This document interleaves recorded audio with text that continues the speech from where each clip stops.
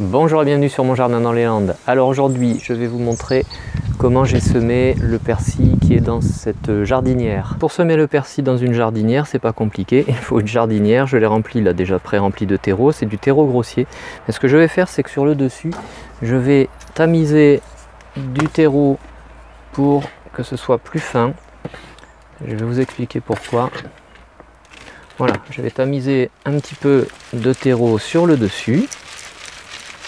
Voilà, pour le rendre fin, j'enlève les éléments grossiers du terreau, vous voyez. Voilà, c'est une première chose. Je fais ça, je vais araser tout ça, c'est-à-dire bien égaliser ici la surface du sol, voilà, en tassant un petit peu. La raison pour laquelle j'ai mis des particules fines, c'est parce que la graine de persil, vous allez le voir, est une graine relativement fine et donc ça va lui permettre de mieux s'enraciner dans le sol. Voilà, et aux germes donc de mieux pénétrer dans le sol. Voilà, et la graine de persil, voilà à quoi ça ressemble, je vous montre, ça donne ça. Vous voyez, c'est relativement fin, il y a beaucoup plus fin que ça, hein, mais voilà. C'est assez fin.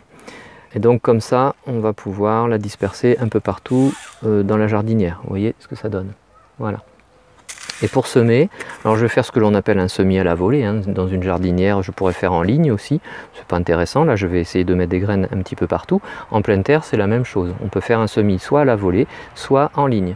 Et là, pour faire un semis à la volée, alors soit je fais comme ça, je répartis mes graines au fur et à mesure. Vous voyez, elles vont tomber petit à petit. Voilà, comme ça. Voilà, petit à petit, j'en disperse un peu partout. En essayant d'avoir une distance entre chaque graine d'au moins 1 cm. Hein. Je peux m'y reprendre à plusieurs fois. Voilà, soit comme ça. Je peux faire comme ça. Ou alors, je prends ici des graines dans le creux de la main. Et puis, je les disperse un petit peu comme on saupoudre du sel sur un plat cuisiné. Voilà. Et ça, c'est ce qu'on appelle un semis à la volée. Et là, je pense que j'en aurai assez. Voilà, c'est suffisant. Il faut que la jardinière soit relativement profonde. Vous voyez, la profondeur qu'elle fait, c'est à peu près 15 cm. Parce que le racine a quand même une racine un peu pivotante. Donc il va aller chercher, chaque plant de racine va aller chercher un peu en profondeur de la nourriture et de quoi s'installer. Voilà. Une fois que c'est semé, je recouvre encore de terreau, un petit peu, de façon à bien recouvrir les graines. Voilà, je les recouvre d'environ le double ou le triple de leur taille. Hop, avec un mélange terreux qui est fin, toujours. Et là, je tasse à nouveau. Ce qui fait que je vais bien plaquer le terreau sur les graines. Voilà, comme ça. Et vous voyez, ça fait un petit rebord ici. Il y a suffisamment de terreau pour que ça s'installe. Maintenant, ce qu'il me reste à faire, première chose, je mets une étiquette pour me rappeler que j'ai semé du persil. Alors je peux par exemple la mettre au milieu, comme ça, voilà. Et ce que je vais faire, c'est que je vais l'enfoncer un peu, vous allez voir pourquoi. Voilà, je la mets juste à araser comme ça. Et puis, ce qui me reste à faire maintenant, alors je vais la laisser ici pour l'instant, mais il faut que j'arrose, et j'arrose en pluie fine avec le petit arrosoir. Voilà, pour ne pas déplacer les graines, je fais doucement. Voilà. Le terreau était déjà bien humide et là l'arrosage va permettre donc d'avoir une certaine humidité pour que les graines se ramollissent et que ça germe plus rapidement. Certains jardiniers, ce qu'ils font, c'est qu'ils trempent les graines une journée, 24 heures à peu près avant le semis. Ça permet de les ramollir un petit peu avant.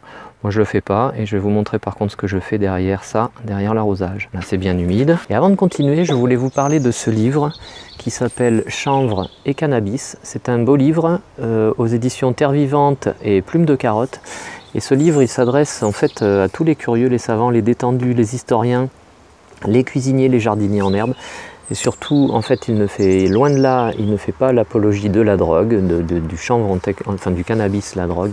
Mais par contre, il permet, comme il ratisse très large sur tous les savoirs, les histoires, les pouvoirs et les espoirs, on apprend plein de choses et ça permet aussi de savoir tout sur le cannabis et sur le chanvre, qui est une plante qui est quand même cultivée depuis plus de 10 000 ans. Et puis pour maintenir une certaine humidité au niveau du sol jusqu'à ce que les graines aient germé, je vais poser cette petite plaque de polycarbonate ici, voilà, sur le dessus proprement. Ça va être étanche et ça va maintenir une certaine humidité du terreau. La germination devrait apparaître d'ici 10 à 15 jours. Et après, il me suffira donc de mettre à l'extérieur, à proximité de la cuisine, c'est mieux. Ça peut être aussi sur un rebord de fenêtre.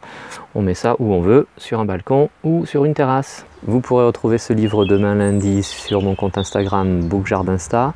Si cette vidéo vous a plu, n'hésitez pas à liker comme d'habitude en mettant un petit pouce bleu vers le haut. Si ce n'est pas déjà le cas, vous pouvez vous abonner. N'oubliez pas de cliquer sur la cloche des notifications pour recevoir les prochaines vidéos que je vais publier. Et puis je vous remercie d'être passé me voir, ça fait toujours plaisir. Et à bientôt sur Mon Jardin dans les Landes. Au revoir.